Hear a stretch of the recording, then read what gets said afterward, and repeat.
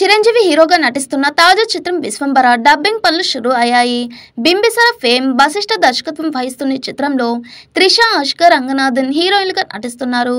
UV creations పై విక్రమ్, వంశీ, ప్రమోద్ నిర్మిస్తున్న ఈ చిత్రం 2025 సంక్రాంతి సందర్భంగా జనవరి 10న విడుదల కానుంది.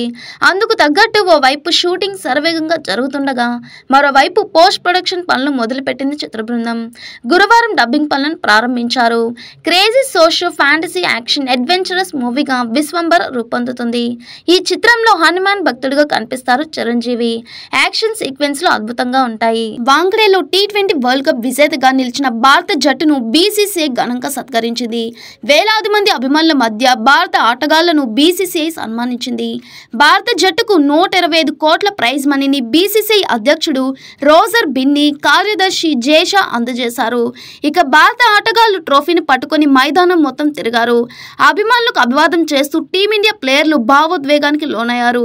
ముఖ్యంగా T20లకు వీడ్కోలు పలికిన విరాట్ కోహ్లీ, రోహిత్ శర్మ, రవీంద్ర జడేజాలు ఈ వేడుకలో ప్రత్యేక ఆకర్షణగా నిలిచారు. తిరుమలలో కొనసాగుతున్న భక్తుల రద్దీ. శ్రీవారి దర్శనానికి 18 గంటల సమయం పడుతుంది. ఉచిత సర్వ దర్శనానికి అన్ని కంపార్ట్మెంట్లు నిండి బయట ATC వరకు క్యూ లైన్లలో వేచి ఉన్న భక్తులు. నిన్న 63,826 మంది స్వామివారిని దర్శించుకున్నారు. 27,530 మంది భక్తులు తలనీళ్లు సమర్పించుకున్నారు. శ్రీవారి హుండీ ఆదాయం 4.23 కోట్లు. మరోవైపు టైమ్ స్లాట్ గా దర్శనం కోసం 10 కంపార్ట్మెంట్లో భక్తులు వేచి ఉండగా 5 గంటల సమయం పడుతుంది. 300 రూపాయల ప్రత్యేక దర్శనానికి 4 గంటల సమయం పడుతుంది. టీమిండియా T20 వరల్డ్ కప్ 2024 సాధించిన నేపథ్యంలో భారతదేశ వ్యాప్తంగా సంబరాలు జరుగుతున్నాయి. 13 ఏళ్ల తర్వాత వరల్డ్ కప్ సాధించడంతో అభిమానులతో పాటు భారత క్రికెటర్ల ఆనందానికి అవధులు లేకుండా పోయాయి. నిన్న జరిగిన వరల్డ్ కప్ విన్నింగ్ పెరేడ్ లో భారత ఆటగాళ్లు తమను తాము మైమర్చిపోయి సంబరాల్లో మునిగిపోయారు. డాన్స్లు, పాటలతో తెగ సందడి చేశారు. వాంఖడేలో జరిగిన ప్రత్యేక కార్యక్రమంలో టీమిండియా ఆటగాళ్లను పట్టడానికి వీల్లేకుండా పోయింది. ప్రతి ఒక్క ఆటగాడు చిన్న పిల్లాడిలా మారిపోయి ఆనందంలో మునిగి తేలారు. వందే మాతర గీతాలాపన సందర్భంగా భారత క్రికెటర్లు అభిమానులతో గొంతు కలపడం చూస్తే గూస్ బంప్స్ రావాల్సిందే.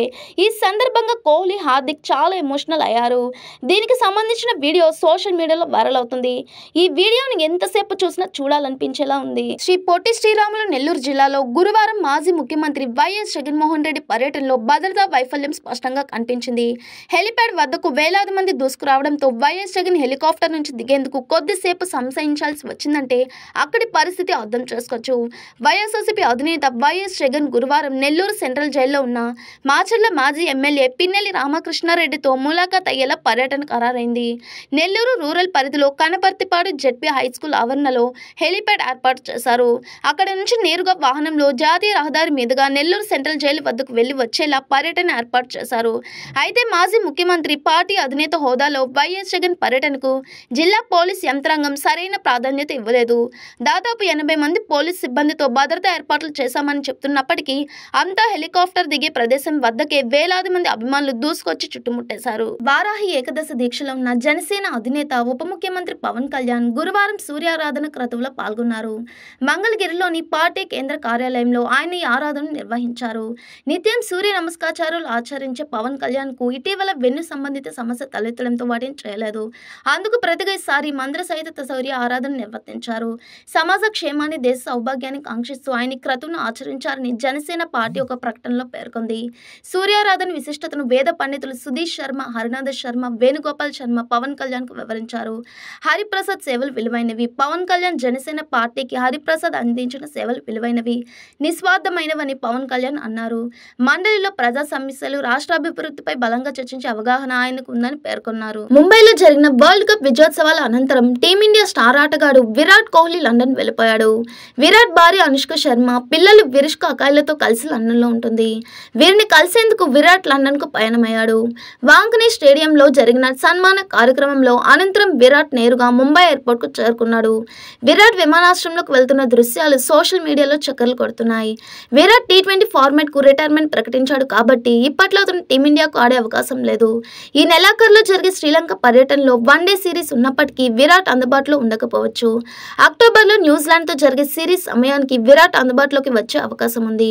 ఒకవేళ అది లేదంటే విరాట్ అందుబాటులోకి వచ్చేది బోర్డర్ గవాస్కర్ ట్రోఫీ సమయానికే. 5 ఏళ్లు పాలించిన వైకాపా ప్రభుత్వం అసెంబ్లీ భవనాలకు కనీసం సున్నం కూడా వేయలేదని శాసన సభాపతి అయ్యన్న పాత్రుడు చేయాలని విమర్శించారు. అమరావతిలోని ఎమ్మెల్యేల క్వార్టర్స్, అసెంబ్లీ పరిసరాలను ఆయన పరిశీలించారు. స్పీకర్ వెంట ఎమ్మెల్యేలు శ్రావణ్ కుమార్, విష్ణుకుమార్ రాజు అధికారులు ఉన్నారు. ఈ సందర్భంగా అయ్యన్న పాత్రుడు మాట్లాడుతూ స్పీకర్ హోదాలో నిర్మాణ దశలో ఉన్న ఎమ్మెల్యేల క్వార్టర్లను పరిశీలించినట్లు చెప్పారు. 2019 మధ్య ఈ భవనాల నిర్మాణం వేగంగా జరిగిందన్నారు.